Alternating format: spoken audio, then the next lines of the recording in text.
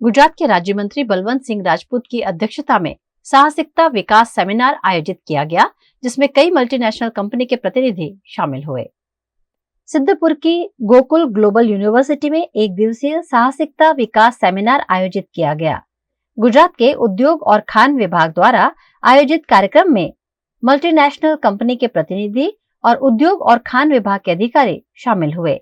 Skill development के अंतर्गत यहाँ रोजगारी की अपॉर्चुनिटी और सरकारी योजनाओं के बारे में जानकारी दी गई। कार्यक्रम में कई मल्टीनेशनल कंपनी के जनप्रतिनिधि शामिल हुए। इस मौके पर लाभार्थियों को लोन सहायता और किट वितरण भी किया गया।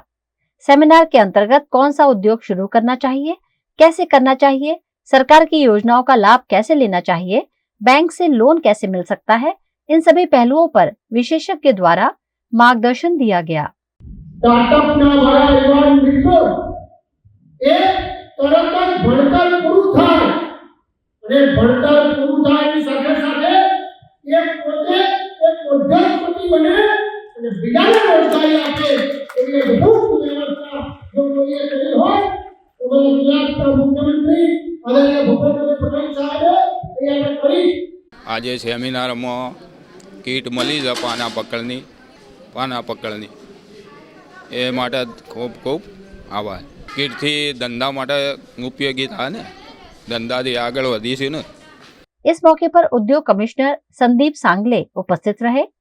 सेमिनार में Honda Motors, Maruti Honda, MG Motors समेत की कंपनियों के प्रतिनिधि, इंजीनियरिंग और आईटीआई के छात्र, एंटरप्रेन्योर्स और लाभार्थी कार्यक्रम में शरीक हुए। समग्र गुजरातनी अंदर गुजरातना मुख्यमंत्री आदरणीय भूपेन्द्रभाई पटेल साहेबे जे रीते गुजरात आगर वधी रह्यु छे ने भूतकाळमां 2003 थी आदरणीय प्रधानमंत्री नरेन्द्रभाई मोदी साहेब गुजरातना मुख्यमंत्री हता त्यारथी एमणे जे वाइब्रेननी शरूआत करेली, छेल्ला 20 वर्षमां 10 थी वधारे वाइब्रेन थई। एना कारणे गुजरातनी अंदर निकास क्षेत्रे 33% समग्र भारतनो જ્યારે આગળ ગુજરાતમાં થતો હોય, 18% વધારે ઉત્પાદન ગુજરાતમાં થતું હોય, 11% ફેક્ટરીઓ ગુજરાતમાં હોય, જીડીપી 8.4 આપતા હોઈએ, લોજિસ્ટિકમાં નંબર 1 હોઈએ, રોજગારી આપવામાં છેલ્લા 20 વર્ષથી આપણે નંબર 1 હોઈએ, એને કેવી રીતે આગળ વધારી શકાય? જમાનો ડિજિટલ દુનિયાનો છે, એની સાથે કેવી રીતે કદમ મિલાવી શકાય?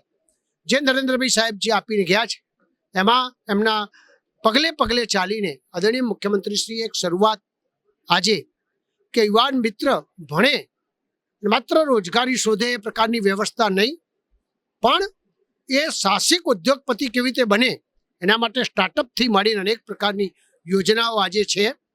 માઇન્ડ ડિપાર્ટમેન્ટ વગરથી જે આ સેશન કર્યું છે એમાં મારો વિષય છે કે એન્ટરપ્રિનર બનવું બધાને હોય છે, પરંતુ એન્ટરપ્રિનર બનવા માટે સ્કિલ્સ કઈ જોઈએ, કેરેક્ટરિસ્ટિક્સ શું જોઈએ, લાક્ષણિકતા શું જોઈએ, એ વિશે મારે આજે આપવાનું છે। કારણ કે હવે જમાનો એટલો ફાસ્ટ ભાગી રહ્યો છે કે આપણે જરૂર એ છે કે તમે એન્ટરપ્રિનર બનો, પણ એન્ટરપ્રિનરની માનસિકતા છે કે નહીં, માઇન્ડસેટ છે કે નહીં, એ ચેક કરવું પહેલાં બહુ જ ઇમ્પોર્ટન્ટ છે અને એના વિશે આજે મારે અહીંયા આગળ મારું જ્ઞાન આપવાનું છે।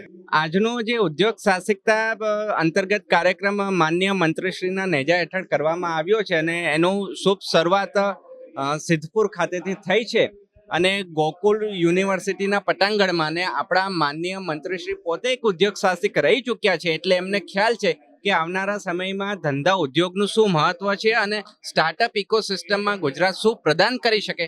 એટલે આજે સીઈડીના અંતર્ગત ખાણ ખનિજ વિભાગના અંતર્ગત ખાસ કરીને એક દિવસનો જે કાર્યક્રમ કરવામાં આવ્યો છે એમાં ગુજરાતના વિવિધ જિલ્લાઓમાંથી એક્સપર્ટ ફેકલ્ટીઓ આવ્યા છે।